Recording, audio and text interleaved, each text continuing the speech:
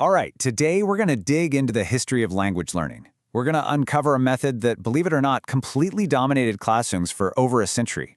And in a lot of ways, it kind of still haunts them. Let's get into it. You know the one I'm talking about, right? Where you spent weeks memorizing verb charts and endless vocabulary lists, but then, when it came time to actually, say, order a coffee, you just froze. If that sounds painfully familiar, well, you've likely met the very ghost we're talking about today. And here it is, the grammar translation method. The name really says it all, doesn't it? It's all about grammar rules and translation. See, its core purpose was never about fluency or having a chat. It was about analyzing a language like a puzzle, all so you could unlock classic literature. So, what did this method actually look like in practice? Let's take a step back in time. Imagine we're opening the door to a classroom in the 1800s and see how a typical lesson would actually go down.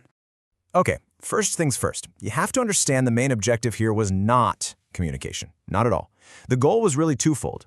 First, sharpening the mind through what they called intellectual discipline, kind of like a workout for your brain. And second, gaining the ability to read important texts, the classics, in their original language. This quote from a critic at the time, W.H.D. Rouse, just hits the nail on the head. He said the goal was to know everything about something rather than the thing itself. In other words, you would learn every single intricate rule about a language, but you wouldn't learn how to actually use it. The process in the classroom? Oh, it was like clockwork, incredibly systematic.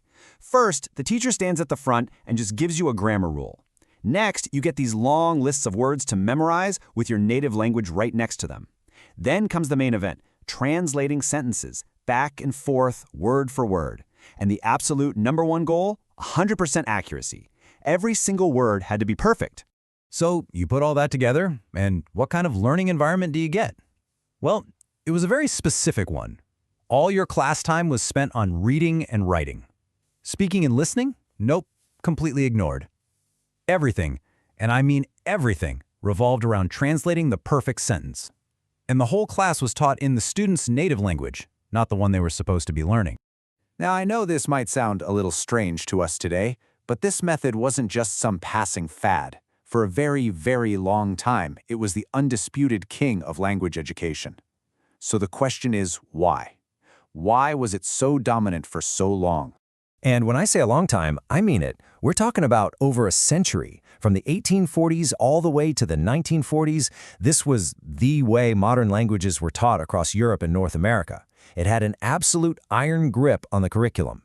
If you look at the timeline, its roots are deep in German scholarship back in the 1840s. Just a few years later, it made its way to the US, where it was actually called the Prussian Method. By the end of the 19th century, it was basically everywhere. And it wasn't really until the 1940s that other methods started to seriously challenge it. So why was it so popular? Well, it was all about academic prestige. It was a way for schools to teach modern languages like French or German with the same kind of rigor as the classical languages. By focusing on all these complex rules and analysis, they could argue that learning French was just as intellectually demanding as studying Latin or Greek. It was all about looking serious. But, eventually, people started looking around and asking a pretty simple and pretty obvious question. If our students are spending years and years studying a language, why can't any of them actually speak it? The whole method was about to face its day in court. And this is where you can see the huge gap between the promise and the reality. The promise was intellectual development, but for students, the reality was a tedious experience. The promise was reading great literature, but the reality was just memorizing tons of unusable grammar rules. And while the promise was perfect written accuracy, the reality was a complete inability to actually speak. This chart really sums it all up, doesn't it? The result was this really stark imbalance. Students would often graduate with a very high, very theoretical knowledge of grammar, but when it came to their practical speaking ability, it was basically at zero. So that brings us to the central mystery here. If this method was so widely criticized, and if it produced students who couldn't actually speak the language, why do we still see traces of it, this ghost, in classrooms all over the world today? And here's the really strange part. In the academic world, the grammar translation method is a total relic. It has no modern defenders, no one writing papers in support of it, and there's no educational theory to justify using it.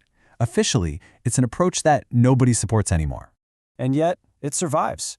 The reasons, it turns out, are purely practical. It's just easier for teachers who aren't super confident in their own speaking skills. A lot of teachers simply teach the way that they themselves were taught. It's also a method that's manageable in huge classes, and it lets the teachers stay as the sole authority, the one with all the right answers. Researchers Jin and Cortazzi also point to bigger, more systemic issues. They argue that in places with underdeveloped educational systems, with limited funding and few resources, traditional, old-school approaches like this one stick around. Not because they're the best, but simply because they're possible with what's available. So there you have it, the story of the ghost in the classroom. Understanding its history really helps us appreciate why modern teaching is so focused on actual communication. And, it raises a pretty fascinating question for us today. In a world full of immersive apps and AI tutors, is there any value at all left in this 180-year-old focus on rules and structure? It's definitely something to think about.